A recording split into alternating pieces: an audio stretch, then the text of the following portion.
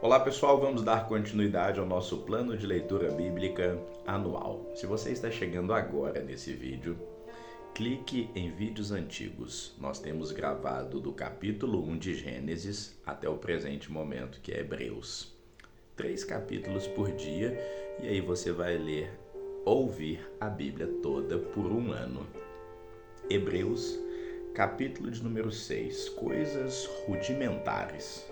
Por isso, deixando os rudimentos da doutrina de Cristo, prossigamos até a perfeição, não lançando de novo o fundamento do arrependimento das obras mortas e de fé em Deus, e da doutrina dos batismos, e da imposição das mãos, e da ressurreição dos mortos, e do juízo eterno. E isso faremos se Deus permitir, porque é impossível que os que já uma vez foram iluminados e provaram o dom celestial e se tornaram participantes do Espírito Santo e provaram a boa palavra de Deus e os poderes do século futuro e recaíram, sejam outra vez renovados para o arrependimento, pois assim quanto a eles, de novo crucificam o Filho de Deus e o expõem ao vitupério. Porque a terra que embebe a chuva, que muitas vezes cai sobre ela e produz erva proveitosa para aqueles por quem é lavrada, recebe a bênção de Deus. Mas o que produz espinhos e abrolhos é reprovada e perto está da maldição. O seu fim é ser queimada. Mas se vós, ó amados, esperamos coisas melhores e coisas que acompanham a salvação, ainda que assim falamos. Porque Deus não é injusto para se esquecer da vossa obra e do trabalho do amor que para com o seu nome mostrastes, enquanto servistes aos santos e ainda servis. Mas desejamos que cada um de nós mostre o mesmo cuidado para a completa certeza da esperança até o fim, para que vos não façais negligentes, mas sejais imitadores dos que pela fé e paciência herdam a promessa.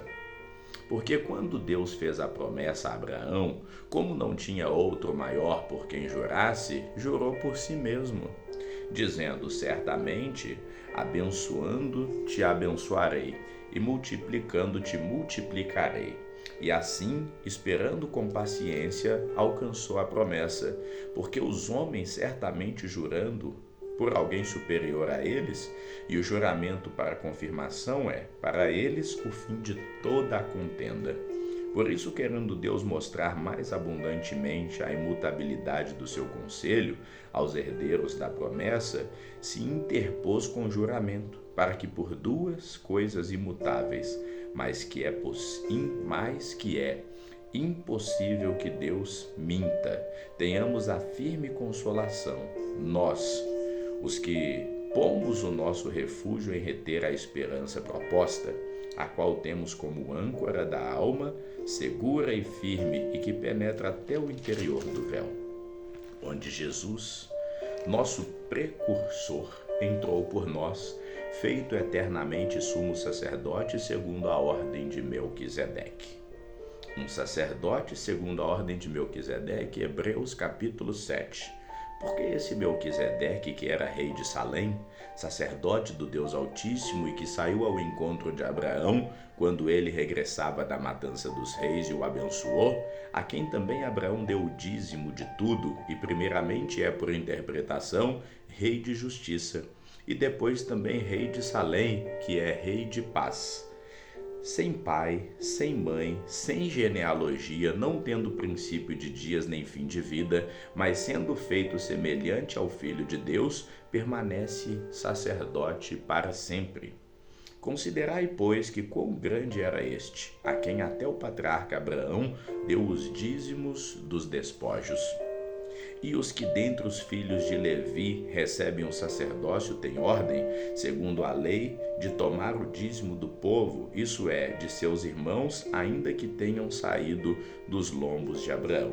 Mas aquele cuja genealogia não é contada entre eles, tomou dízimos de Abraão e abençoou o que tinha as suas promessas. Ora, sem contradição alguma, o menor é abençoado pelo maior. E aqui certamente tomam dízimos homens que morrem, ali porém aquele de quem se testifica e vive. E por assim dizer, por meio de Abraão até Levi, que recebe dízimos, pagou dízimos, porque ainda que estava nos lombos de seu pai quando Melquisedeque lhe saiu ao encontro. De sorte que, se a perfeição fosse pelo sacerdócio levítico, porque sob ele o povo recebeu a lei, que necessidade havia mais de que outro sacerdote se levantasse, segundo a ordem de Melquisedeque, e não fosse chamado segundo a ordem de Arão? Porque mudando o sacerdócio, necessariamente se faz também mudança da lei, porque aquele de quem estas coisas se dizem pertence a outra tribo, da qual ninguém serviu ao altar, visto ser manifesto que o nosso Senhor procedeu de Judá. Concernentemente a essa tribo, nunca Moisés falou de sacerdócio. E muito mais manifesto é ainda, se a semelhança de Melquisedeque se levantar um outro sacerdote, que não tenha feito segundo a lei do mandamento carnal, mas segundo o mandamento da vida incorruptível. Porque ele assim testifica: tu és sacerdote eternamente, segundo a ordem de Melquisedeque, porque o precedente mandamento é abrogado por causa da sua fraqueza e inutilidade. Pois a lei nenhuma coisa aperfeiçoou, e desta sorte é introduzida uma melhor esperança, pela qual chegamos a Deus. E visto como não é sem prestar juramento, porque certamente aqueles sem juramento foram feitos sacerdotes, mas este com juramento por aquele que lhe disse: jurou o Senhor, e não se arrependerá. Tu és sacerdote eternamente, segundo a ordem de Melquisedeque. De tanto melhor aliança, Jesus foi feito fiador, e na verdade aqueles foram feitos sacerdotes em grande número, porque pela morte foram impedidos de permanecer. Mas este, porque permanece eternamente, tem um sacerdócio perpétuo. Portanto, pode também salvar perfeitamente os que por ele se chegam a Deus, vivendo sempre para interceder por eles. Porque nos convia tal sumo sacerdote, santo, inocente, imaculado, separado dos pecadores e feito mais sublime do que os céus, que não necessitasse, como os sumos sacerdotes, de oferecer cada dia sacrifício, primeiramente por seus próprios pecados e depois pelos do povo, porque isso fez dele uma vez, oferecendo-se a si mesmo, porque a lei constitui sumos sacerdotes a homens fracos, mas a palavra do juramento que veio depois da lei constitui ao Filho, perfeito para sempre. A excelência do ministério de Cristo. Hebreus, capítulo de número 8. Ora, a suma do que temos dito é que temos um sumo sacerdote tal que está assentado nos céus à destra do trono da majestade, ministro do santuário e do verdadeiro tabernáculo, o qual o Senhor fundou, e não o homem. Porque todo sumo sacerdote é constituído para oferecer dons e sacrifícios, por isso era necessário que este também tivesse alguma coisa que oferecer. Ora, se ele estivesse na terra, nem tampouco sacerdote seria, havendo ainda sacerdote que oferecem dons, segundo a própria lei, os quais servem de exemplo e sombra das coisas celestiais, como Moisés divinamente foi avisado, estando já para acabar o tabernáculo, porque foi dito: olha, faz tudo conforme o modelo que no monte se mostrou. Mas agora alcançou ele ministério santo, tanto mais excelente, quanto é mediador de uma melhor aliança que está confirmada em melhores promessas. Porque se aquela primeira fora irrepreensível, nunca se teria buscado lugar para a segunda. Porque repreendendo-os lhes diz: eis que virão dias, diz o Senhor, em que com a casa de Israel e com a casa de Judá estabelecerei uma nova aliança. não segundo a aliança que fiz com seus pais no dia em que os tomei pela mão para os tirar da terra do Egito, como não permaneceram naquela minha aliança, eu para eles não atentei, diz o Senhor. Porque esta é a aliança que depois daqueles dias farei com a casa de Israel, diz o Senhor. Porém as minhas leis no seu entendimento, e em seu coração as escreverei, e eu lhes serei por Deus, e eles então serão o meu povo. E não ensinará cada um ao seu próximo, nem cada um ao seu irmão, dizendo: conhece o Senhor, porque todos me conhecerão, desde o menor deles até o maior. Porque serei misericordioso para com as suas iniquidades, e de seus pecados e de suas iniquidades não me lembrarei mais. Dizendo nova aliança, envelheceu a primeira. Ora, o que foi tornado velho e se envelhece está perto de acabar. A imperfeição da primeira aliança. Hebreus capítulo 9. Ora, também a primeira tinha ordenanças de culto divino e um santuário terrestre, porque um tabernáculo estava preparado, o primeiro em que havia o candelabro e a mesa e os pães da proposição ao que se chama santuário.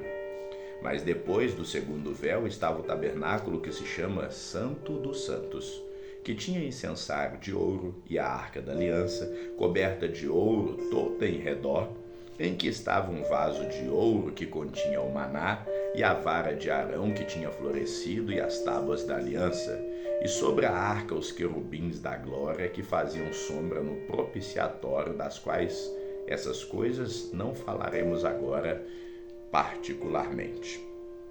Ora, estando essas coisas assim preparadas, a todo tempo estavam os sacerdotes no primeiro tabernáculo cumprindo os serviços. Mas no segundo, só o sumo sacerdote, uma vez no ano, não sem sangue, que oferecia por si mesmo e pelos pecados por ignorância do povo. Dando nisto a entender o Espírito Santo que ainda o caminho do santuário não estava descoberto, enquanto se conservava em pé o primeiro tabernáculo, que é uma alegoria para o tempo presente em que se oferecem dons e sacrifícios quanto à consciência não podem aperfeiçoar aquele que faz o serviço, consistindo somente em comidas e bebidas e várias abluções e justificações da carne impostas até ao tempo da correção. Mas vindo Cristo, sumo sacerdote dos bens futuros, por um maior e mais perfeito tabernáculo, não sendo por mãos, isto é, não desta criação, nem por sangue de bodes e bezerros, mas pelo seu próprio sangue, entrou uma vez no santuário, havendo efetuado uma eterna redenção. Porque se o sangue de touros e bodes e a cinza de uma novilha aspergida sobre os imundos o santifica, quanto à purificação da carne, quanto mais o sangue de Cristo, que pelo Espírito eterno se ofereceu a si mesmo imaculado a Deus, purificará as vossas consciências das obras mortas para servirdes ao Deus vivo? E por isso é mediador de um novo testamento, para que, intervindo a morte para a remissão das transgressões que havia debaixo do primeiro testamento, os chamados recebam a promessa da herança eterna. Porque onde há testamento é necessário que intervenha a morte do testador, porque um testamento tem força onde houve morte, ou terá ele algum valor enquanto o testador ainda vive? Por isso também o primeiro não foi consagrado sem sangue, porque havendo Moisés anunciado a todo o povo os mandamentos segundo a lei, tomou o sangue dos bezerros e dos bodes com água, lã, purpúrea e sopo, e aspergiu tanto o mesmo livro como todo o povo, dizendo: este é o sangue do testamento que Deus vos tem mandado. E semelhantemente aspergiu com sangue o tabernáculo e todos os vasos do ministério. E quase todas as coisas, segundo a lei, se purificam com sangue, e sem derramamento de sangue não há remissão. De sorte que era bem necessário que as figuras das coisas que estão no céu assim se purificassem, mas as próprias coisas celestiais com sacrifícios melhores do que estes. Porque Cristo não entrou num santuário feito por mãos, figura do verdadeiro, porém no mesmo céu, para agora comparecer por nós perante a face de Deus. Nem também para si mesmo se oferecer muitas vezes, como o sumo sacerdote cada ano entra no santuário com sangue alheio. De outra maneira, necessário lhe fora padecer muitas vezes desde a fundação do mundo. Mas agora, na consumação dos séculos, uma vez se manifestou para aniquilar o pecado pelo sacrifício de si mesmo, e como aos homens está ordenado morrer uma vez, vindo depois disso o juízo. Assim também Cristo, oferecendo-se uma vez para levar os pecados de muitos, aparecerá segunda vez, sem pecado, aos que esperam pela salvação. E assim ficamos por aqui. Que o Senhor te abençoe hoje e sempre.